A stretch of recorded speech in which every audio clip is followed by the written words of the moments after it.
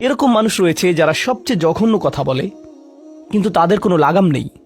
কথাগুলো আপনার হৃদয় থেকে এসে মস্তিষ্ক হয়ে এরপর তার জিহ্বাতে যাওয়া উচিত, কিন্তু এই পথে কিছুটা লাগাম থাকতে হবে। আমার হয়তো এটা বলা উচিত না, আমি কিছু একটা অনুভব করছি, হয়তো গালি বের হয়ে যাবে, সেটা গলায় পৌঁছে গিয়েছে, কিন্তু সেটা আমার মুখ দিয়ে বেরিয়ে আসা উচিত না, আমার সেটা গিলে ফেলা উচিত। কিন্তু কিছু মানুষ রয়েছে, তাদের মাথায় যা আসে তাই বলে ফেলে। কারোর সাথে আপনার 6 মাস পরে দেখা হলো কোনো একটা পার্টিতে, ঈদের সময় অথবা অন্য কোথাও, হে আসসালামু আলাইকুম, আপনি তো মোটা হয়ে গেছেন, সবার সামনেই। এটা কেমন কথা? আপনি এটা মনে মনে আনতে পারেন আর নিজের মনে মনে মাশা আল্লাহ বলতে পারেন, কিন্তু সবার সামনে কেন আপনাকে এই কথা বলতে হবে? হেই, তুমি তো কয়েক বছর আগে পড়ালেখা ছেড়ে দিয়েছিলে, এখনো পাশ করনি, এখনো ফেল অবস্থাতেই আছো। মানুষ আপনাকে এরকম কথা বলে আর এটা আপনাকে রাগান্বিত করে। এই অবস্থায় কি করবেন? আল্লাহ বলেছেন এটা আপনার মনের বিনয় প্রকাশের অংশ। এভাবেই আল্লাহ আমাদের বিনয় যাচাই করবেন। আর প্রসঙ্গক্রমে তারাই হয়ে থাকে আমাদের সবচেয়ে কাছের মানুষ, যার অর্থ আপনি এই ধরনের পরিস্থিতিতে বারবার বারবার বারবার পড়বেন। কিভাবে এটা থেকে বেরিয়ে আসবেন? আল্লাহ বলছেন ওয়াইদা খাতাবাহুমুল জাহিলুনা ক্বালু সালামা। এটা দিয়ে কতিপয় জিনিস বোঝায়। আমি এখানে সেই কয়েকটি শিক্ষা নিয়ে আলোচনা করব।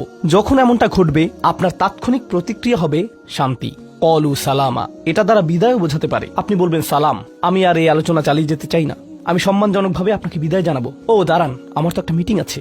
এর বাকি অংশটুকু আপনি মনে মনে বলতে পারেন আল্লাহর সাথে দোয়া করার জন্য, কিন্তু এটা তার কাছে প্রকাশ করার প্রয়োজন নেই। শুধু বলুন যে আমার একটা মিটিং আছে, আর সেখান থেকে চলে আসুন, কারণ আপনি এটা নিতে পারবেন না। তারা সেখান থেকে বেরিয়ে আসে সম্মানজনকভাবে, এটা একটা অর্থ। যখন জঘন্য মানুষ আপনার কাছে আসে, বেরুবার পথ খুঁজে বের করবেন। কোরআন এই সূরাতে আরো পরে যা বলেছে যে মাররু কিরামা, সম্মানজনকভাবে তারা এটা অতিক্রম করে চলে যায়। কিছু কিছু মানুষ আছে যারা এমন কথা বলতে চায় যা আপনাকে রাগান্বিত করবে। তারা আসলে এটা করে মজা পায়। তারা কথা বলবে শুধু আপনাকে উত্তেজিত করার জন্য। আর তাদের কেউ কেউ জানে যে ঠিক কি বলতে হবে, কারণ তারা আপনার সাথে আগেও কথা বলেছে। আর তারা জানে যে কোন জিনিস আপনাকে রাগিয়ে তুলে, তাই তারা জানে যে কোন বাটনটি প্রেস করতে হবে আর কিভাবে আপনাকে বিরক্ত করতে হবে। আপনি বসে আছেন, আমি উত্তেজিত হব না, আমি উত্তেজিত হব না, আমি উত্তেজিত হব না, কিন্তু তার কথা শুনে আপনি বিশাল দানবে পরিণত হয়ে গেলেন, যার ফলে সব ধ্বংস হয়ে যাবে। আর সেই ক্ষেত্রে আপনাকে আগে এটা রোধ করতে হবে। আপনি এখানে কথা বলতে পারেন আর বলতে পারেন যে দেখুন, আমি এই বিরোধ চাই না, আসুন শান্তিপূর্ণ সময় ব্যয় করি, আসুন এই বিষয়টা নিয়ে আজ আর কথা না বলি, এতে অনড় থাকুন।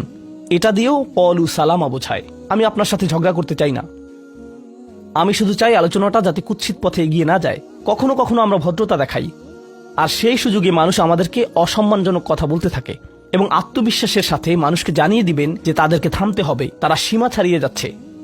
এটা সঠিক নয়, এমনটা করা সম্মানহীনতা নয়, শিষ্টাচার বহির্ভূত নয়। আপনি নিজের জন্য রুখে দাঁড়াতে পারেন, কিন্তু এটা শুধু মর্যাদাপূর্ণ উপায়ই করতে হবে, এমনভাবে যা শান্তিপূর্ণ। এছাড়াও সালামা শব্দটিকে অনেকেই অবস্থা হিসেবেও দেখেছেন। অন্য কথায়, যখন তারা জবাব দেয় তারা পরিপূর্ণ শান্তিপূর্ণ অবস্থায় থাকে, এটা ভিন্ন একটা অর্থ। যখন জঘন্য মানুষেরা আপনার সাথে কথা বলে, তারা আপনাকে বিরক্ত করে, তারা রাগান্বিত করে, তারা মিথ্যার পর মিথ্যা, মিথ্যার পর মিথ্যা, মিথ্যার পর মিথ্যা বলে, আর আপনাকে সেখানে বসে এটা শুনতে হয় যেন এটা সত্য। আর তারা এটা অন্য মানুষের সামনে বলে, আর আপনি কোনো কারণ ছাড়াই ঝামেলায় পড়ে যান। যখন আপনি জবাব দেন, আপনার জবাব যাই হোক, জবাবটা শান্ত হওয়াটাই উত্তম। যখন জবাব দিবেন, আপনাকে শান্ত এবং পরিশীলিত হতে হবে। এটাই ক্বালু সালামা। আর যারা জীবনে এটা ধারণ করতে পারে, তারা আল্লাহর কাছে বিশেষ মানুষ, ইবাদুর রহমান। অন্য কথায়, এই অনুপ্রেরণাটিকে আমাদের মনে রাখতে হবে। সেই রকম সময়ে যেই ব্যক্তির সাথে আপনি কথা বলছেন সে এর যোগ্য না, বরং সে হয়তো চপটাঘাত পাওয়ার যোগ্য। আপনাদের কেউ কেউ হয়তো প্রতিউত্তর দেয়ায় খুবই পারদর্শী, কেউ হয়তো আপনাকে বিদ্রুপাত্মক কিছু বলছে, আপনি তাকে কথা দিয়ে পিষে ফেলতে পারবেন। ও মাই গড, আপনার মাথায় যে জবাবগুলো আসে, তালিকা করা একাধিক জবাব, আমি কি এ বি সি বলবো নাকি উপরের সবগুলো একসাথে বলবো, আপনার মাথায় এটা চলছে। আর সেই মুহূর্তে যখন আপনি বিরত হওয়ার সিদ্ধান্ত নেন, কঠিনভাবে না বলার, প্রতিক্রিয়া না দেখানোর, শান্ত থাকার সেই শক্তি অর্জনের জন্য আপনার আর আমার অনুপ্রেরণা যা হবে তা হলো, আমি ইবাদুর রহমানের মধ্যে সামিল হতে চাই। আমি ভুলে যাব যে আমি এই অপ্রীতিকর কথোপকথনে রয়েছি, কারণ এখনই আমি আল্লাহর সংস্পর্শে রয়েছি, আর তার বিশেষ রহমত আমার উপর বর্ষিত হচ্ছে। সেই জন্যই তিনি আমাকে এই পরিস্থিতিতে ফেলেছেন, যাতে আমি তার নৈকট্য অর্জন করতে পারি। এটা আসলে একটা আশীর্বাদ। এই অপ্রীতিকর সঙ্গগুলো আসলে একটা আশীর্বাদ, যাতে আমি তার নৈকট্য পেতে পারি। সুবহান।